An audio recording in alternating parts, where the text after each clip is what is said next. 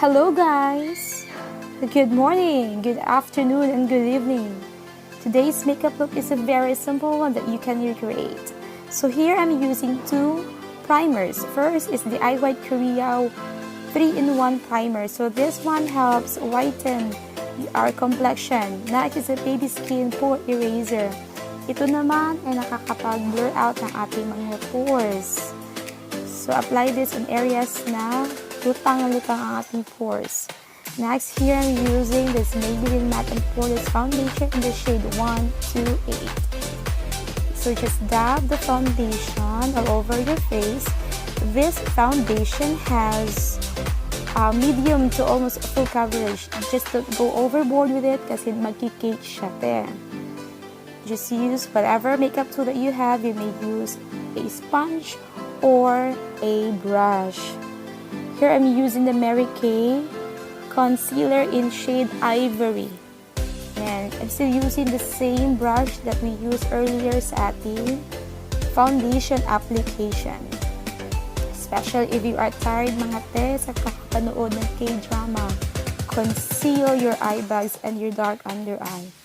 Next here, gumamit ako or nag-bake ako ng ating skin. Especially in areas na nilagyan ko ng ating concealer. So this is very important, especially if you have oily skin. Okay, but this technique is not suitable for people who have normal to dry skin. Alright, there you go. Tanggalin ang powder sa ating eyelids. Okay, this is an extra step, you guys. So you can do this or not. Depende sa inyo. So here I'm just contouring my eyes and the bridge of my nose. But hindi pa ito yung actual pagkukontour ng ating mukha. I'm using here the Bilena eyeshadow in pink. So I'm using the second to the last color. I'm just using here my finger to dab the product on my eyelid. And okay, do not forget to blend the edges para hindi maging harsh yung ating eyeshadow. We're going for a very simple look. So yeah, simple lang ito. Actually, I'm using only one brush right here. Okay, that's the darkest shade of the eyeshadow. At nilalagay ko siya sa outer third ng ating mata. Okay. Just to give a shadow, just to give a contour, smokiness ng ating mata. Alright, there you go. Dab it, dab it, dab it. Choo, choo, choo. Okay, blend, blend, and blend. Okay, let's have the eyeshadow. Oh, the shadow ba? Bato? Eyeliner. So for the eyeliner, I'm using the Maybelline gel eyeliner in black. So nagsimula ako sa outer part ng aking eyelid and going inward. And then after that, i-fill in ko yung space. Okay? Na malapit sa aking lash line. Not forget to tightline, everybody. Kasi this is a very important step for me, ha.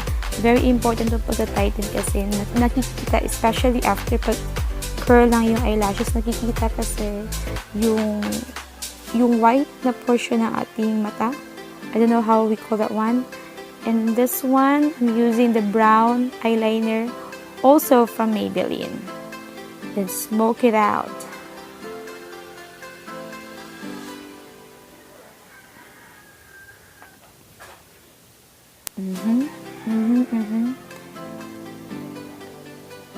Yan. I'm using here pala yung darkest shade. And then, lagyan ulit ng darkest shade. Very, very minimal lang. And then, let's move on sa ating face. Dust off the powder na ginamit natin sa pag-bake. And here is my favorite part. Yung pagkukontour ng ating nose. So, guys can see, hindi na natangos yung nose ko. That's why I have to contour it. And there you go. I'm using also the the pink sugar na eyebrow kit. This one is from Sleek, yung medium na contour kit nila. See the difference between yung area na may contour at walang contour? Yeah, this one is very important step para sa akin kasi parang airport yan. Yung bagong Mactan Cebu International Airport. Guys, contour.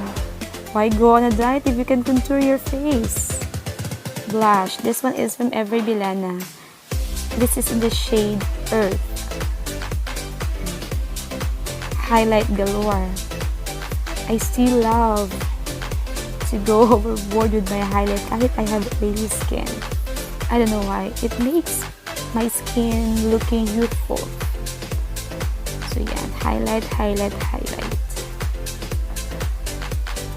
And lastly, I have here the lipstick from Vice Cosmetics.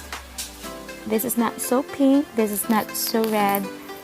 Simple lang, but it's very suitable for everyday or kapag may event. Especially if bisita ka, hindi ka naging bitate. Very important yan, te. And then set your face with face mist. Okay, guys, that's all. Thank you so much for watching. Don't forget to subscribe and like this video. Thank you.